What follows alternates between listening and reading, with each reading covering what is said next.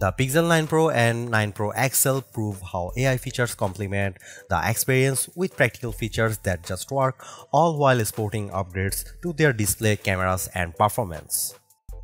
After using the Pixel 8 Pro for over 6 months as one of my daily drivers, I can tell how it has exceeded my expectations. Not only is it one of the best Android phones around, but also one of the best phones overall with its impressive AI features and camera performance. That's why I am eager to test its successors, the Pixel 9 Pro and Pixel 9 Pro XL. The company is rearranging its Pixel lineup because instead of just one flagship model, we are getting two instead, while the standard Pixel 9 and Pixel 9 Pro Fold round things out on the other ends of the spectrum. Given the popularity of the iPhone 15 Pro Max and Galaxy S24 Ultra, Google is turbocharging its new Pixels with newer cameras, durable designs, and more helpful AI features.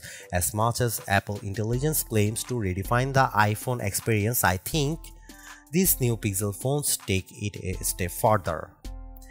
In my Pixel 9 Pro and 9 Pro XL hands-on, I will explain the main differences between the two as well as sharing my early impressions to see if they are worth the money. Just as a reminder, the Pixel 8 Pro launched at $100 more than its predecessor last year with its $999 starting cost, and that's for a phone with a 6.7-inch display. That's why the Pixel 9 Pro XL is regarded as its true successor because of its 6.8-inch display, whereas the Pixel 9 Pro has a smaller 6.3-inch one. Unfortunately, Google's also marking up the prices of its new Pixels. I think it's a mistake because Pixels have historically undercut the competition, making them much more appealing options without forking over the typical flagship cost. The Pixel 9 Pro and 9 Pro XL fetch for $999 and $1,099 respectively, which means yet another $100 increase for a phone with the same sized screen as the Pixel 8 Pro. Pixel 9 Pro and 9 Pro XL pre-orders are available right now with 4 color options to choose from: Obsidian, Porcelain, Hazel, and Rose Quartz. On the surface, the same peculiar design traits that make the Pixels distinct are present here, but with slight alteration. Most notably, I like the redesigned camera bar on the back of both phones, which now is an elongated pill-shaped protrusion as opposed to edge-to-edge one in past devices. While I have been accustomed to handling the Pixel 9 Pro XL's size, it's refreshing feeling to hold the smaller Pixel 9 Pro. Apart from the camera cutout, the designs of the new Pixel phones make them look eerily similar to the iPhone 14 Pro series due to the polished metal trims that are not flat as opposed to contoured. I am on the fence about this peculiar change because the contoured edge make the Pixel 8 Pro much more comfortable to hold. It's a change I am going to need to get used to, but at least they are still sporting the same matte gloss surfaces as before to give them that always clean, smooth look.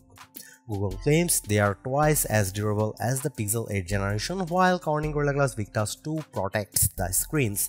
I also like the 4 color options they are available in, especially Rose Quartz with its subtle amount of saturation. One of the biggest areas Google improved on was the introduction of its actual displays with last year's Pixel 8 lineup, which I point out in my Pixel 8 Pro review. The company claims that the Super Actual displays in its new Pixels, however, are 35% brighter with peak brightness outputs of 2700 nits. They are ambitious claims for the 6.3 and 6.8-inch displays of Pixel 9 Pro and 9 Pro XL, but given how the Pixel 8 Pro realistically peaks at 1526 nits, I'd be happy if it manages to exceed 1600 in our benchmark testing.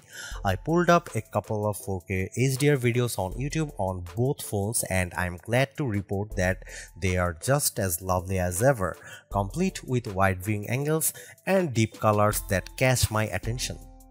I have got to give Google credit here because unlike other flagship pairs, the Pixel 9 Pro and 9 Pro XL are outfitted with the same camera arrangement.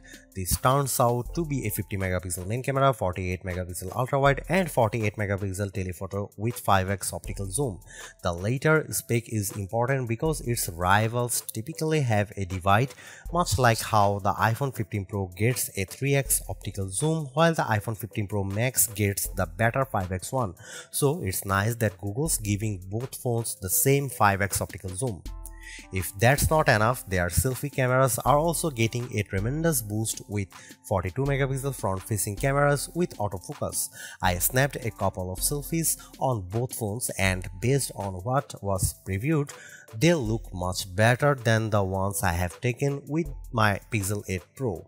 Another way that the Pro pixels differ from the standard Pixel 9 is that they gain up to 8K video recording along with an upgraded video boost feature and better low-light panorama performance.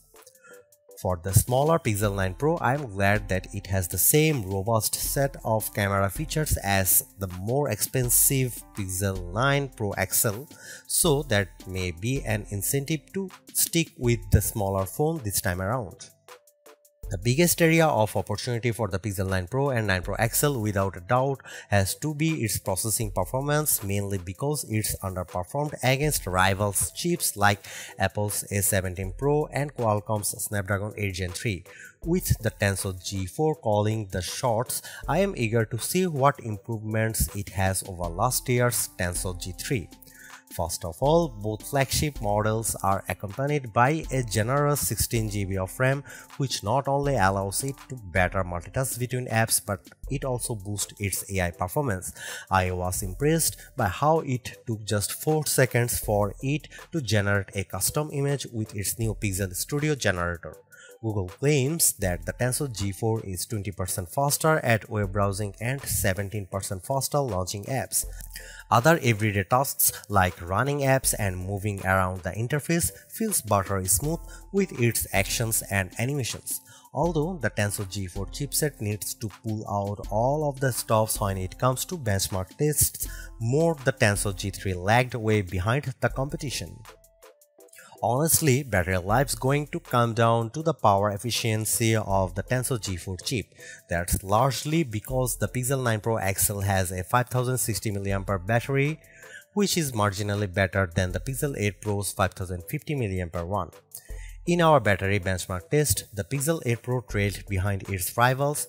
It posted a time of 10 hours and 3 minutes, falling short of the 14 hours posted by the iPhone 15 Pro Max and nowhere close to the Galaxy S24 Ultra's remarkable 16+ hours time. Google claims that the battery is 20% longer, which I supposed should be welcome relief that it will be better this time. Power efficiency will also play a role in how the smaller Pixel 9 Pro will perform with its even smaller 4700 mAh battery. Clearly, the bar has been set high, so these phones can't afford to fall further behind.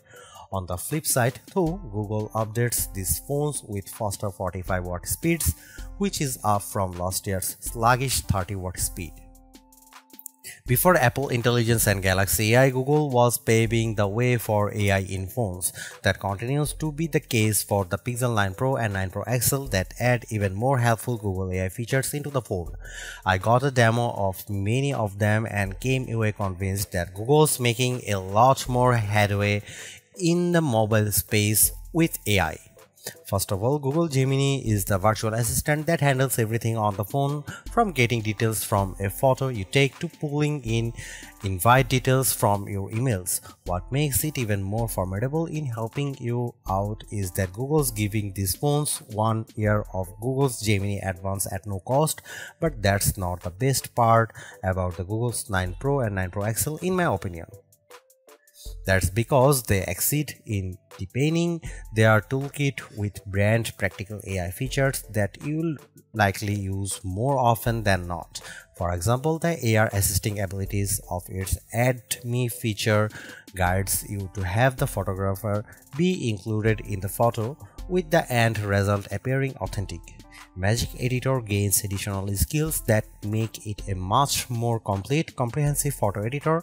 I am inclined to say that it's the best AI-assisted photo editing tool I have come across, especially its new ability to reframe or extend a photo with the help of generative AI.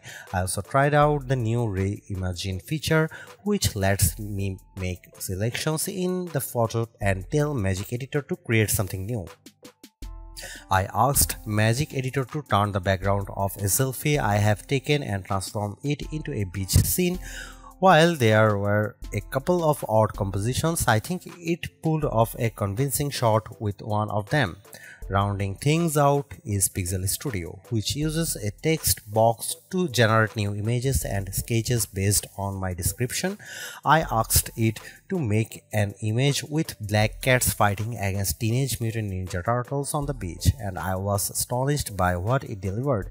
Yeah, I got a good chuckle from all of them, but it was super quick at generating the images.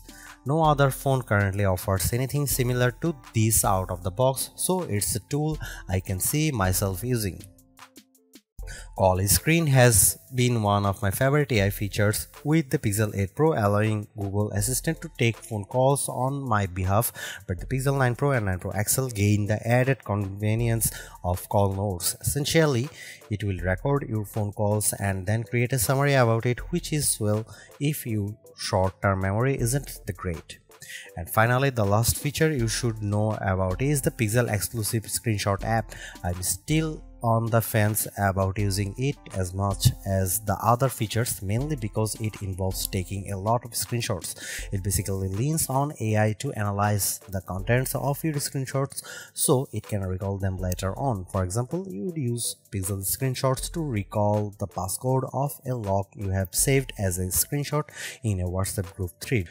I think this requires a lot more management for it to effectively work, but it can certainly save you time. All of these features amplify the software in these two phones. Oddly enough, however, they are launching with Android 14 instead of Android 15. This means they won't gain the new features of Android 15 that were first introduced at Google I/O 2024 until a later date. Despite this, these Pixels still get the same outstanding 7 years of major software and security updates that make Google's phones prized in the space. Google's unintentionally putting itself in a bind with this year's Pixels because of the price hike for the larger Pixel 9 Pro XL. It's hard to tell right now if the $100 increase is justified by its new AI features, so I think it will ultimately come down to how well these flagships perform in all the usual categories. On the flip side, however, I have to applaud Google for giving its smaller phone the same amount of love by keeping the same set of cameras found with the pricier Pixel 9 Pro XL. In fact, it's a front runner for those who prefer smaller phones. These phones kick off the upcoming holiday season, so they can't afford to come up short knowing that the iPhone 16 is right around the corner. They need to set the bar high or face being written off by competing device between now and the end of the year. I know that price hikes are inevitable, but these Pixels need to overperform in order to stay relevant and remain competitive.